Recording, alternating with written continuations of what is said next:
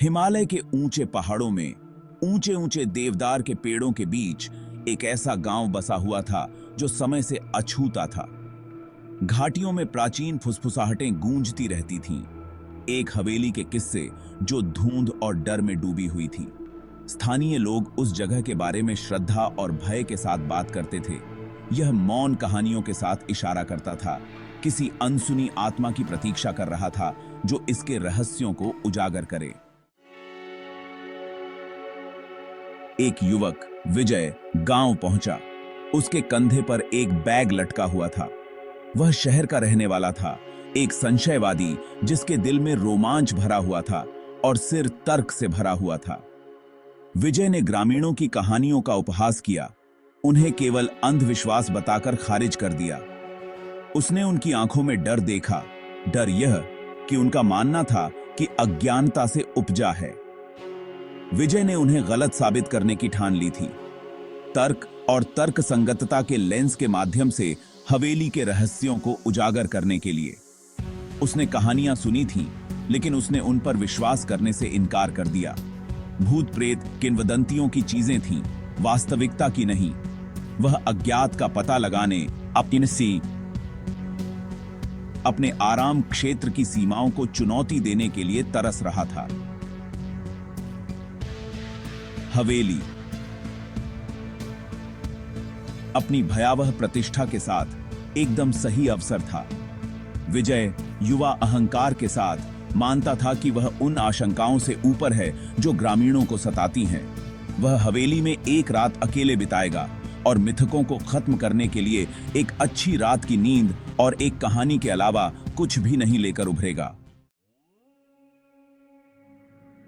जैसे ही शाम ढली, आकाश को नारंगी और बैंगनी रंग में रंग दिया। विजय हवेली के पास पहुंचा। घाटी से एक ठंडी हवा चली, अपने साथ चीड़ और नम धरती की गंध आ रही थी। हवेली उसके सामने आ गई। उसका एक समय का भव्य अग्रभाग अब ढह गया था और रेंगने वाली बेलों से ढका हुआ था। खिड़कियां अंधेरी और खाली उसकी हर हरकत को देख रही थी। उसने जंग लगे लोहे के फाटकों को धक्का दिया और सामने के दरवाजे तक जाने वाले ऊंचे रास्ते पर कदम रखा। हवा भारी हो गई, एक अनदेखी ऊर्जा से भर गई। विजय रुक गया। उसकी रीढ़ की हड्डी में एक सिहरन दौड़ गई। उसने उस एहसास को झटक दिया, इसका श्रेय रात के करीब आने और हवा में ठंडक को दिया। हवेली करीब से अलग महसूस हुई, अधिक खतरनाक, अधिक वास्तविक। वह आगे बढ़ा। उसके कदम खामोशी में गूंज रहे थे। जैसे ही वह दरवाजे की घुंडी तक पहुंचा, दादी की रेसी कांद आए। हवा के एक झोंके ने दरवाजे को बंद कर दिया। विजय पीछे हट गया। उसका दिल उसकी छाती में तेज हो रहा था। उसे पूरा यकीन था कि आसपास कोई और नहीं है। हवेली का इंटीरियर अंधेरे हॉलवे और धूल भरे कमरों का भूल भुलैया था। हर कोने से मकड़ी के जाले लटके हुए थे। विजय घर के चारों ओर घूमता रहा। उसने ठंडी नम दीवारों पर अपनी उंगलियां चला दी। अंधेरा उस पर हावी हो रहा था। वह हॉल के अंत में एक कमरे में दाखिल हुआ। उसने दीवार पर एक चित्र देखा। विजय ने चित्र को देखा। आंखें उसका पीछा करती हुई प्रतीत हो रही थीं। वह दूर हो गया। वह अब फुसफुसाहट सुन सकता था। हवेली जीवित थी। दहशत फैलने लगी। विजय का दिल दौड़ गया क्योंकि फुसफुसाहटें तेज हो गईं, खून जमा देने वाली चीखों में बदल गईं। वह घूम गया, ध्वनि के स्रोत की तलाश कर रहा था, लेकिन कमरा खाली था। फर्नीचर अपने आप हिल गया। लकड़ी के फर्श के खिलाफ कुर्सियां खुरच गईं, दीवारों से पेंटिंग गिर गईं। एक अनदेखी शक्ति ने दरवाजे बंद कर दिए। आवाज हवेली से गूंज रही थी। वह लड़खड़ा गया।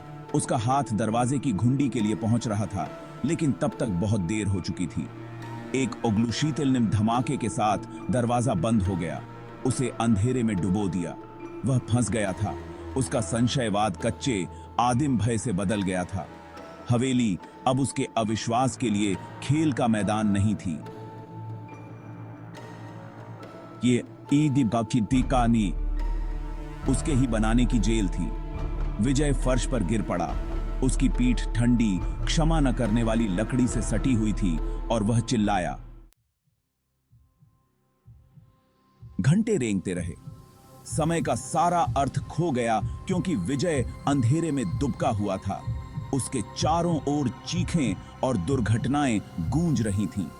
वह कोने में दुबका हुआ था। उसकी आंखें दहशत से फैली हुई थीं।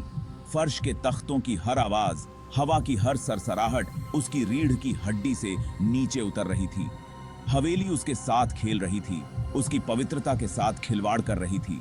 वह प्राचीन और दुष्ट किसी चीज पर ठोकर मार चुका था, कुछ ऐसा जो उसके आतंक में आनंदित था। उसने तर्क करने की कोशिश की, अपने आसपास घट रही घटनाओं के लिए एक तार्किक व्याख्या खोजने की कोशिश की, लेकिन उसका दिमाग भय और भ्रम के बवंडर था। वह एक बुरे सपने में फंस गया था और वहां से कोई बच नहीं सकता था। हवेली ने उसे बंदी बना लिया था। उसकी पकड़ हर गुजरते पल के साथ मजबूत होती जा रही थी। विजय ग्रामीणों की कहानियों को जी रहा था और वह इसके खत्म होने के लिए बेताब था। खंड 7। एक हताश पलायन।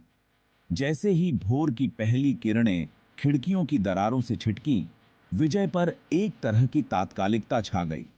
उसे बाहर निकलना था, हवेली के चंगुल से भागना था, इससे पहले कि वह उसे पूरी तरह से निगल जाए। वह अपने पैरों पर खड़ा हो गया। उसका शरीर दर्द कर रहा था, उसका दिमाग घूम रहा था। उसे कोई रास्ता खोजना था, जीवित दुनिया में वापस जाने का रास्ता। वह अंधेरे हॉलवे से होकर गुजरा।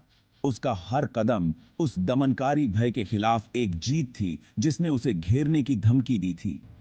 हवेली उससे लड़ती हुई प्रतीत हो रही थी। फर्श उसके भार के नीचे कराह रहे थे। हवा भारी और घुटन भरी होती जा रही थी। लेकिन विजय आगे बढ़ा, जीवित रहने की आदिम आवश्यकता से प्रेरित। उसे हवेली की गिरफ्त से बचना था, बुरे सपने से मुक्त होना था। खंड 8। आजादी की पहली रोशनी। अंत में वह सामने के दरवाजे पर पहुंच गया। एक बार भव्य ओक अब खरोंच और अनुभवी था। उपेक्षा के वर्षों और इसके द्वारा छिपाई गई भयावहता का प्रमाण था। उसने अपना सारा भार उस पर डाल दिया। लकड़ी विरोध में कराह उठी। एक पल के लिए उसने सोचा कि यह हिलता नहीं है, कि हवेली उसे हमेशा के लिए बंदी बनाकर रखेगी। लेकिन फिर एक उग्लूशीतल दरार के साथ दरवाजा खुल गया। भोर की पहली रोशनी का खुलासा हुआ। वह बरामदे में ठोकर मारते हुए बाहर निकल गया। हांफने लगा। ठंडी सुबह की हवा उसकी त्वचा पर मलहम की तरह थी। गांव उसके सामने था, जो एक नए दिन की कोमल रोशनी में डूबा हुआ था। हवेली उसके पीछे मंडरा रही थी। चमकते आकाश के सामने एक अंधेरा और भयावह सिलहूट। विजय ने पीछे मुड़कर नहीं देखा। उसे करने की जरूरत नहीं थी। वह जानता था कि उसने जो भयावहता अनुभव की थी, वह हमेशा के लिए उसकी स्मृति में अंकित रहेगी।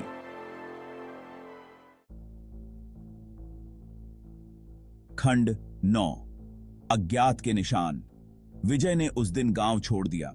उसका युवा अहंकार अज्ञात के लिए एक नए सम्मान से बदल गया।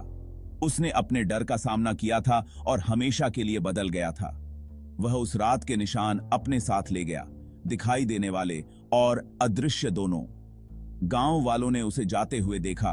उनकी आंखें दया और समझ के मिश्रण से भरी हुई थीं। वे जानते थे कि उसने क्या देखा था, क्या महसूस किया था।